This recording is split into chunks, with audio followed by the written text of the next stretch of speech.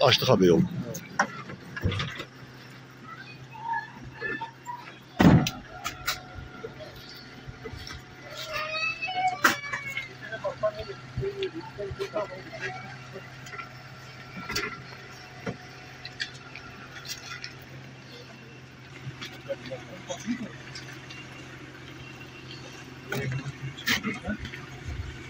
İl Özel İdare'den hastamızı almaya geldiler. Teşekkür ederiz.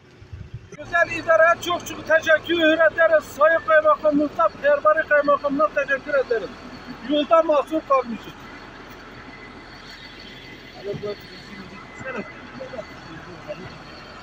Bismillah.